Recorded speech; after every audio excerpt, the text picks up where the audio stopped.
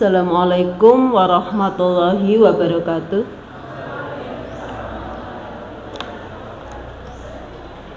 Yang terhormat para panitia Gemar Ramadan ya, khususnya pengelola program remaja masjidnya.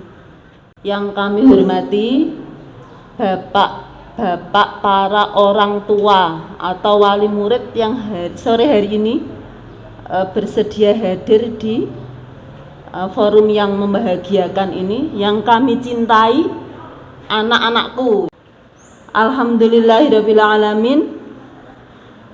Wabihi nasta'inu ala umurid dunya waddin. Wassalatu wassalamu ala asrafil anbiya'i wal mursalin. Amma ba'd.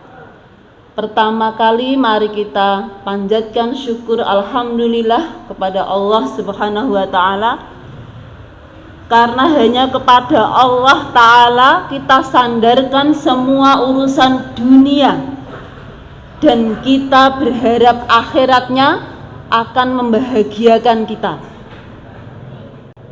Salawat serta salam semoga selalu berlimpah kepada Nabi kita Muhammad sallallahu alaihi wasallam, karena atas keteladanannya kita bisa menjadi khairul ummah. Oke, ini saya dikasih jam sampai jam berapa? Setengah jam, siap. Bismillah, semoga nyampe. Karena kalau ngomongin remaja ini 2 hari tidak kelar. Jadi generasi muda itu coba nanti diukur dirinya, usianya mulai 10 sampai 16 tahun. Semua ada di sini. 10, 11, 12, 13, 14, 15, 16 tahun ada. Oke, dengarkan ya. Nanti kalau ibu salah boleh angkat tangan ya. Kondisi saat ini yang terjadi di anak-anak kita ya, bapak ibu ada ya di sini juga ya. 1, menyalahgunakan gaya hidup. Bener enggak? Gak ngerti, gak ngerti. Karena belum tahu yang salah yang mana, yang bener yang mana ya. Kenapa bahasa pertama ibu adalah penyalahgunaan gaya hidup? Coba di ini ya, diingat-ingat. Gaya hidup itu kalau anak-anak sekarang sudah membacanya dengan lifestyle, karena anak-anak kelas 4 sudah bermain bahasa Inggris. Kok lek ngomong karo wong tua lifestyle gitu, wong tua ya enggak tahu. Tapi itulah gaya hidup. Gaya hidup yang zaman ibu dulu, ibu itu generasi tahun 70-an ya, kelahiran 74, generasi tahun 70-an. Saat itu kondisi Kenduren masih semuanya serba susah anak-anak ya. Jalan raya masih matol. Kemudian akses air bersih tidak ada. Padahal air bersih sangat dibutuhkan setiap saat. Kemudian tingkat ekonomi sawah itu penghasilan tidak berjuta-juta seperti hari ini. Dulu itu sekali nanam itu hasilnya berapa Pak, Bapak? Paling ya 300.000 ya, 1 kintalnya paling berapa? 30.000. Dapatnya uang 300.000. Mau periksa ke wedung itu sudah sakit dari rumah, tapi mesti harus jalan dulu sampai puskesmas wedung. Dulu itu kondisinya seperti itu. Mau ke wedung pakainya perahu, yang punya uang, yang enggak punya jalan kaki matol ya tahun itu. Mau nyuci pakaian itu air harus disulang-suling ya. Saat itu yang ada hanya di MI Salafiyah ya, pakai pompa dragon. Untuk mendapatkan air itu harus antri dari jam 2 siang, dapatnya jam 2 tengah malam. Itu harus ditunggui. Atau sebaliknya, jam 2 tengah malam dapatnya jam 2 siang. Saat-saat itu, generasi tahun itu, nyon sewu anak-anak, tidak ada yang mengeluh. Jadi generasi saat itu, kalau tidak salah usia saya mungkin baru SD kelas 4, kelas 5 ya, MTS kelas 1 gitu. Hidup hari ini anak-anak ini sangat enak sekali sebenarnya. Sudah tidak ada yang diminta ke sawah orang tua kan? Tidak kan? Tidak, karena anak-anak hidup di pesantren, enak itu ya. Jadi tinggal belajar, ikuti aturan, makan, belajar, buktikan prestasinya bagus. Itu anak zaman dulu dan beda dengan anak sekarang. Nah, kenapa gaya hidupnya jadi berubah? Siapa gerangan yang mempengaruhinya? Yang pertama, contoh tren anak sekarang dulu ya. Mengikuti tren mode masa kini. Contohnya apa? Gayanya ke barat-baratan. Ayo siapa ngacung? Kalau idolanya pemain sepak bola, kepalanya ditulis-tulisi, ada yang ikut? Ada ya?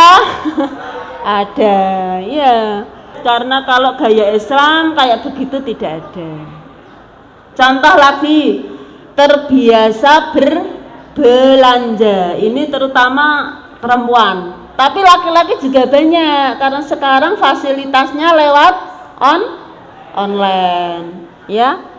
Jadi cenderung mengikuti keinginan bukan kebutuhan. Kalau zaman sekarang bilangnya generasi konsumtif, apa-apa dituku padahal tidak kebutuhan. Iya apa enggak? Iya, sudah punya baju 10 masih beli baju lagi. Trennya lagi ini kok Bu, yang in lagi fashion yang ini. Nanti beli yang itu. Itu namanya konsumtif dan tidak sesuai kebutuhan. Kemudian senang berpetualang, menjelajah medsos. Gitu? Chattingan, kemudian Facebookan, Twitteran ya, sampai kecanduan. Ya enggak? Perempuan juga ada yang pegang HP. Iya, sampai kecanduan ya. Wes ra eleng waktu azan sudah Allahu Akbar. Masih pegang, durung selesai mama ya. Tunggu sampai adanya selesai tetap nggak bangkit. Itu anak-anak hari ini. Dolanan HP sampai kecanduan ya. Konsumtif, bermalas-malasan, suka beli-beli yang tidak sesuai kebutuhan. Ternyata itu didapatkan dari orang tua. Artinya orang tua mencontohi duluan. Nyen sewu ini Bapak Ibu ya. Orang tua kadang tidak sadar, termasuk saya ya, yang mestinya saatnya tidur, anaknya disuruh tidur, orang tuanya malah dolanan HP. Anaknya saatnya makan, ya sudah makan, ibunya dolanan HP. Ini tidak disadari oleh para orang tua, tapi dengan otomatis otak anak-anak itu akan merekam, gak usah dikon. Anak-anak melihat itu sudah otomatis merekam. Jadi kalau lihat seperti ini, siapa yang mencontohi duluan? Kita yang tua ya. Jadi nanti jangan disalahkan anaknya sepihak.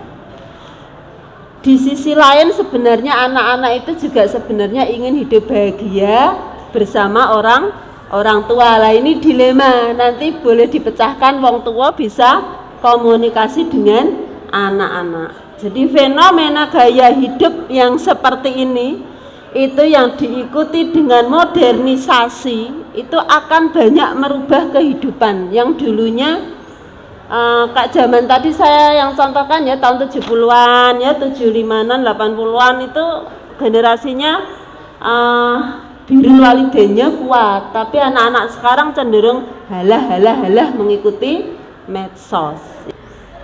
Kemudian yang kedua, suka gaya-gayaan ya, mencoba tren baru yang terkadang memaksakan. Contohnya apa?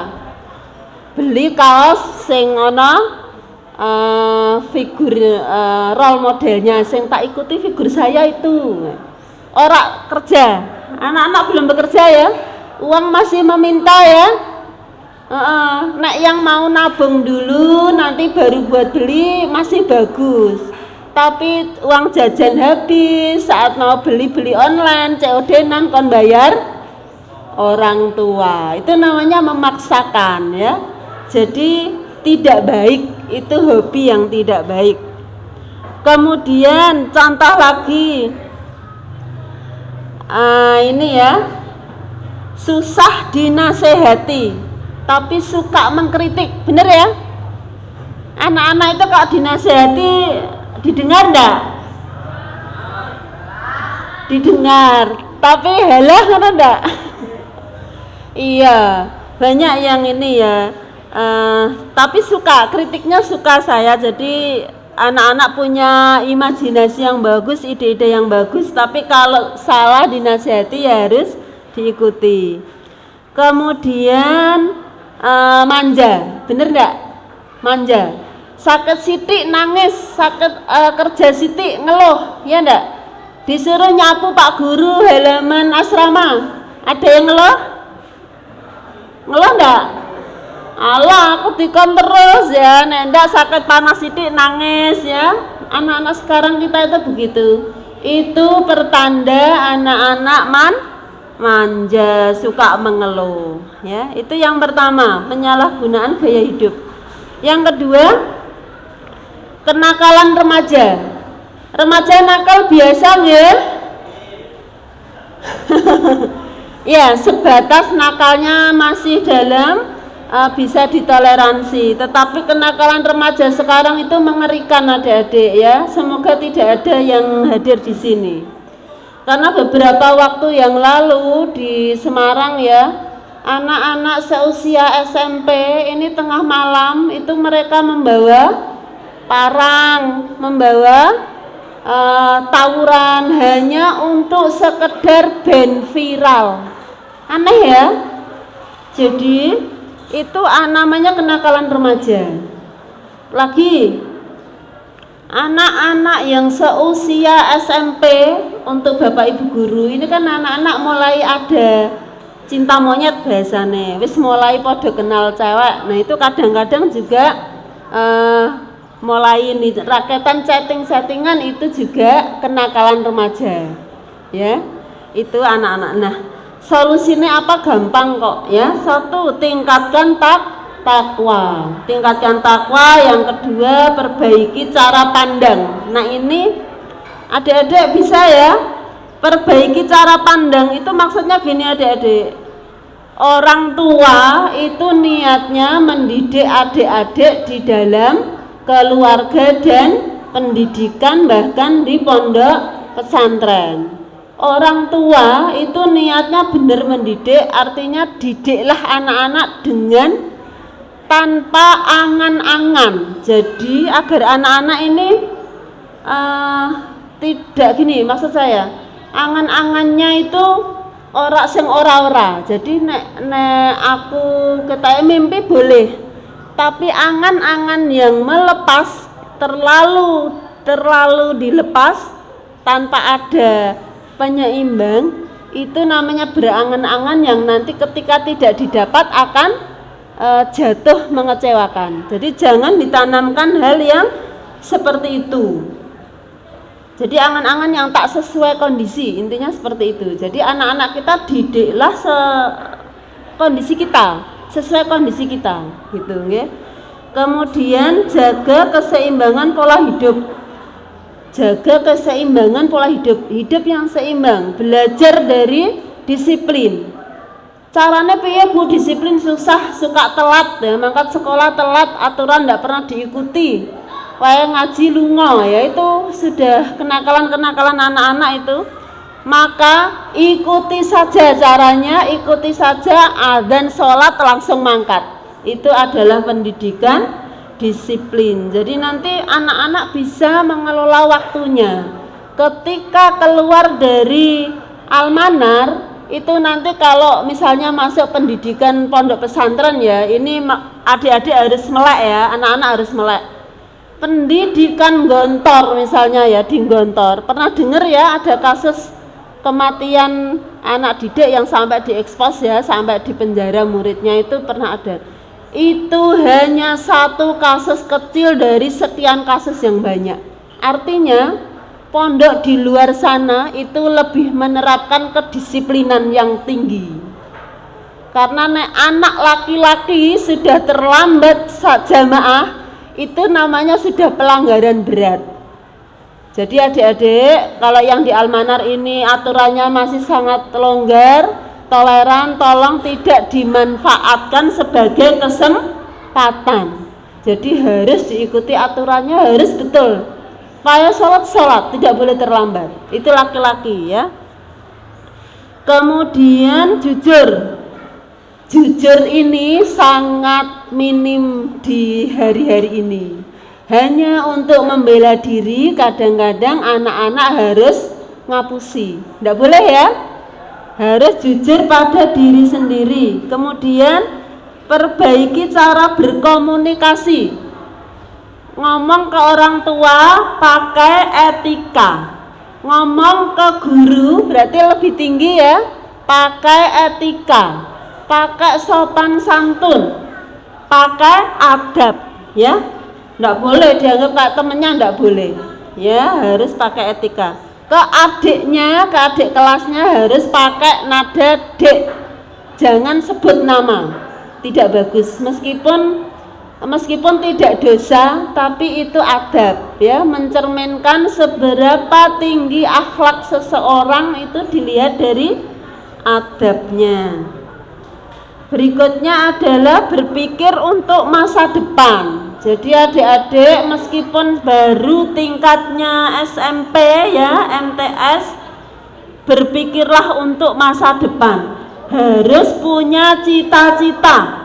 Semua harus mimpi untuk masa depan yang lebih baik. Jadi ojo asal sekolah waya masuk tidak, harus punya masa depan yang harus diwujudkan ya. Kemudian menanamkan nilai ketimuran. Kita pakai bahasa timur karena kalau di dunia ini kenalnya budaya timur dan barat ya. Kak, timur itu identik dengan Timur Tengah, dengan Arab, dengan budaya Islam. Jadi budayakan Islam di dalam kehidupan sehari-hari gitu ya. Kemudian kurangi nonton HP, kurangi nonton TV, meskipun di situ banyak informasi tentang masa depan, tetapi dikurangi. HP-nya juga dikurangi. Lagi banyak beraktivitas. Jadi nek misalnya punya waktu kosong, adik-adik buat olahraga, nggih. Jangan bermalas-malasan terus nonton HP, itu biasanya males ya, tanpa aktivitas ya. Lihat, diam, tidak bergerak, itu namanya tidak beraktivitas. Kemudian sosialisasi bahaya pergaulan bebas ya. Ini kenduran pemecah rekor ya, kemarin sampai terangkat di kabupaten dan bahkan kemarin dibahas sampai di provinsi. Jadi kita sama hari ini belum terpecahkan. Ada generasi muda usianya ya 18 tahunan ya, kasusnya mau nikah, sudah diajukan dispensasi nikah, harusnya bisa ya. Umurnya kan sekarang undang-undang pernikahan 19 tahun ya Pak Balik nih, yang perempuan. Tetapi perempuan ini usianya belum 19, baru kalau 19-nya April besok katanya. Tetapi orang tuanya menolak menjadi wali, sehingga kasus ini sudah bergulir ke meja hijau, ke pengadilan, tetapi 3 hakim sepakat tidak bisa menikahkan karena walinya tidak merekomendasikan, tidak bunyi gitu. Sehingga sampai hari ini si muda-mudi ini hidup tanpa ikatan apapun dan ketoknya nanti di minggu depan sudah mau melahirkan. Nah ini ya rada malu ini wedung ya, kenduren tuh malu ini punya kasus seperti itu gitu. Jadi semoga tidak terjadi lagi, ini masih dalam bahasan ya. Kemudian tegakkan aturan hukum. Nek nakal ya dikasih punishment. Jadi nek misalnya gurunya menindak ya sudah, memang itu hukuman untuk yang melakukan pelanggaran. Tetapi sebelumnya tolong untuk pelanggaran jenis A, jenis B itu disosialisasikan dulu. Jadi aturannya jelas, petunjuknya jelas, tekniknya jelas, baru dilakukan. Kok tidak ada tulisan, tidak ada kesepakatan, tidak ada petunjuk pelaksanaan, tidak ada jenis-jenis pelanggaran, tahu-tahu sudah dihukum di luar batas, itu juga tidak boleh gitu ya. Itu yang kedua tadi, kenakalan remaja. Yang ketiga, rentan berpenyakit. Ya enggak anak-anak? Rentan berpenyakit. Artinya penyakit apa saja Bu? Banyak sekali kalau yang sudah Ibu temukan di asrama sini ya. Satu, anemia. Anemia banyak terjadi di remaja putri kita. Ya, kenapa? Karena anak-anak remaja putri ini selain karena proses haidnya, tetapi ternyata jajanan mereka ini tidak sesuai dengan aturan gizi seimbang. Bener enggak adik-adik? Kenapa bener? Memang jajannya gitu ya, jajannya junk food gitu ya, iya kan? Jadi karena makanan yang tidak benar ya, kemudian lingkungan yang kurang bersih, tidak peduli dengan kesehatan dirinya, tidak bersih-resik, maksudnya enggak sehat awake gitu ya, mandi jarang mungkin, kemudian kasurnya ora dipeme ya, nyapu males, itu nanti akan menimbulkan banyak penyakit. Jadi di beberapa anak-anak yang laki-laki banyak yang kena penyakit kulit ya, skabies, gudikan, batuk pilek, tipes, ada DB juga. Ini bapak muridnya Almanar ya. Mungkin ini nyamuknya bisa berasal dari sekolahan Bapak Ibu.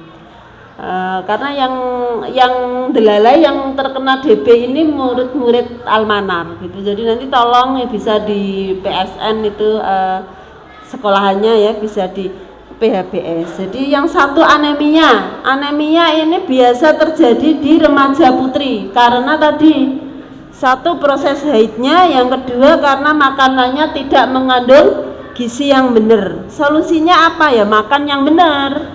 Makan yang benar kayak apa? Nanti googling lah adik-adik, lihat isi piringku untuk remaja putri ya, lihat. Kemudian ada program minum tablet tambah darah setiap Rabu. Jalan enggak Pak Adib? Jalan ya, untuk remaja putri setiap Rabu. Jalan diminum atau jalan bawa pulang?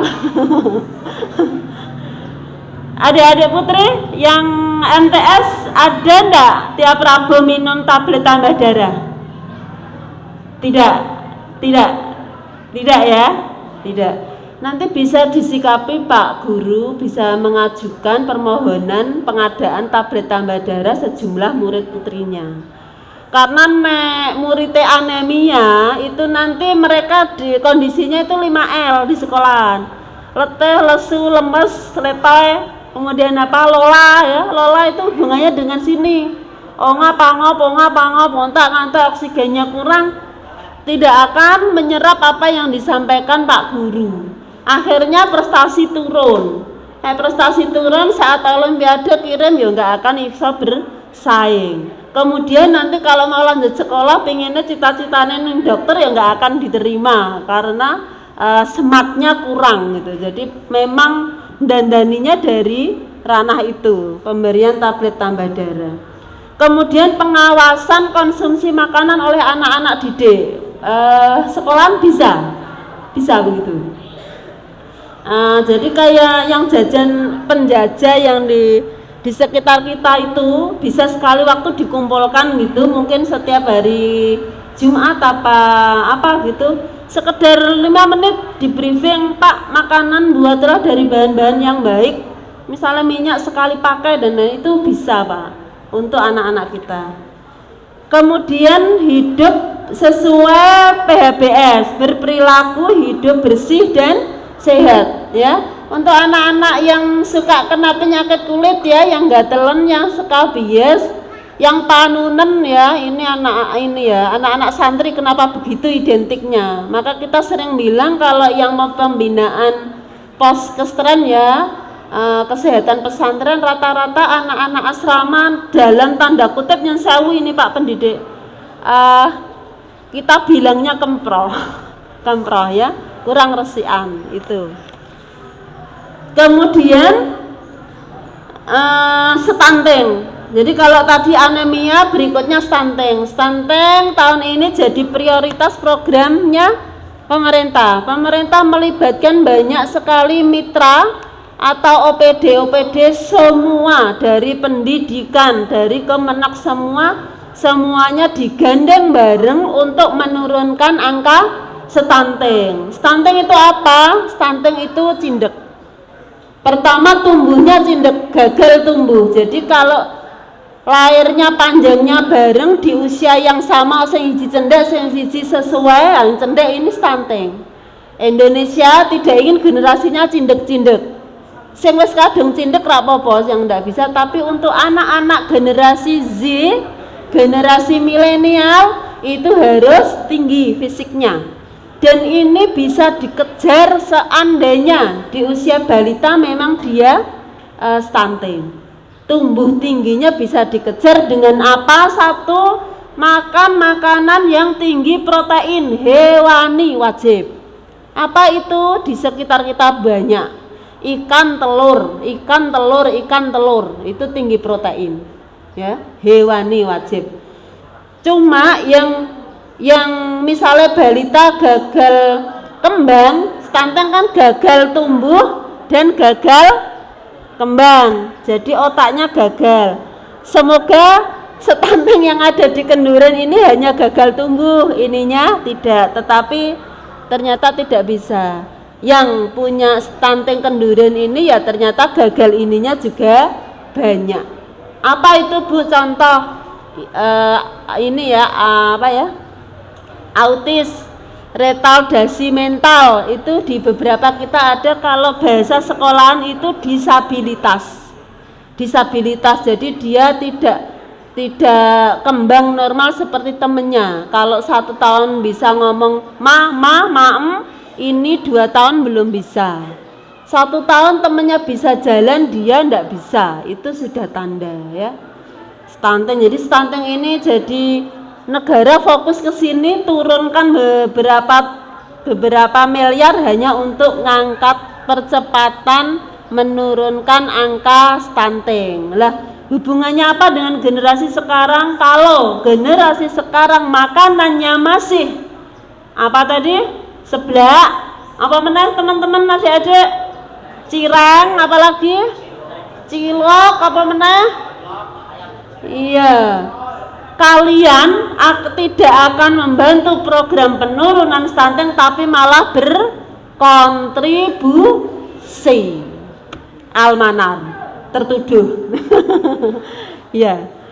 Kemudian apalagi dengan meningkatkan imunitas tubuh dengan cara apa? Imunisasi. Sepakat enggak, Pak? Sepakat tidak? Almanar, saya angkat ya. Ini jamaahnya intern, Pak. Tidak ada yang dari luar ya.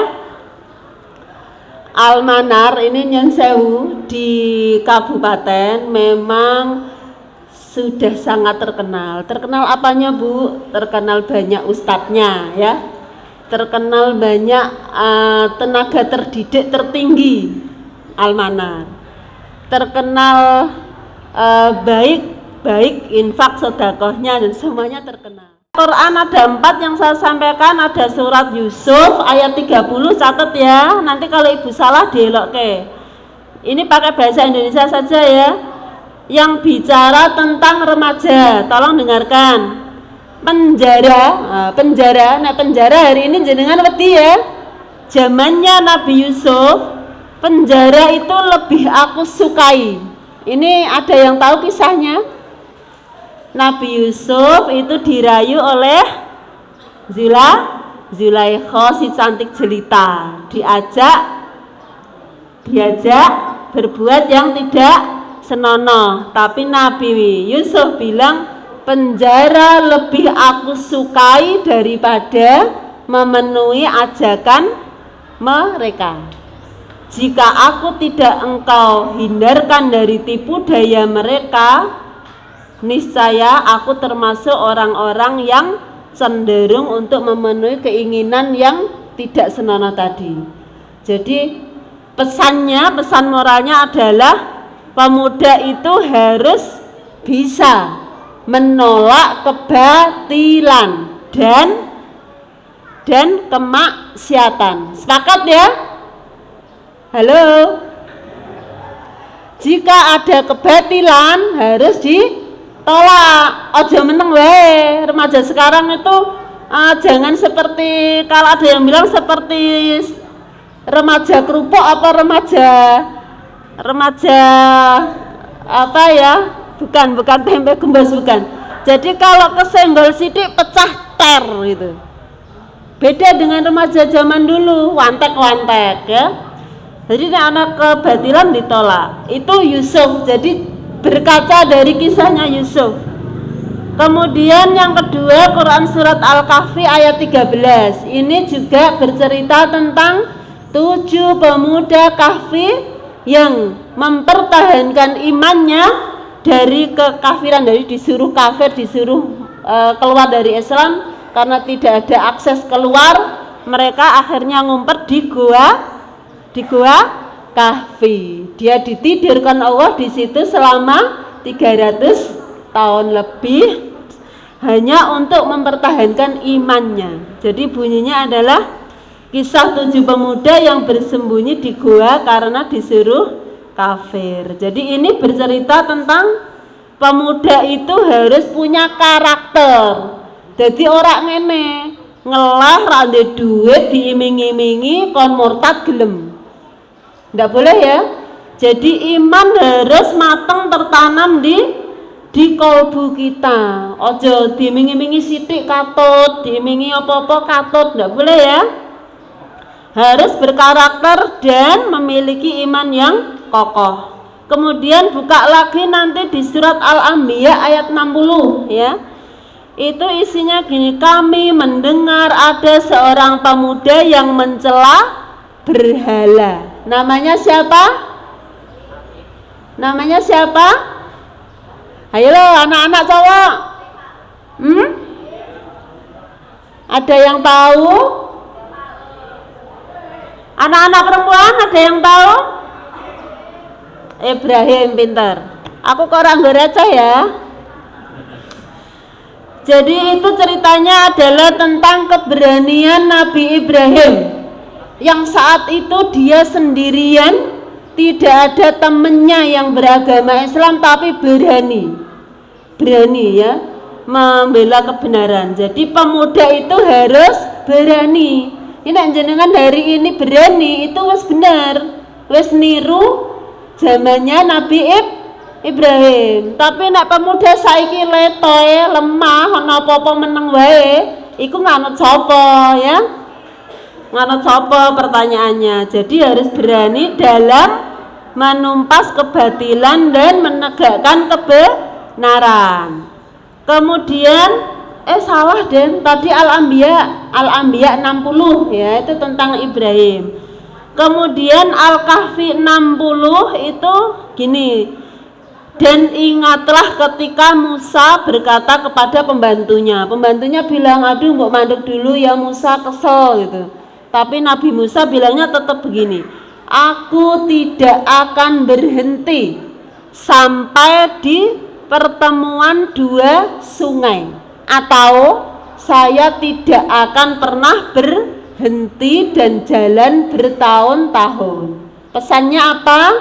Jadi remaja pemuda hari ini itu harus memiliki semangat yang tinggi untuk menggapai cita-citanya.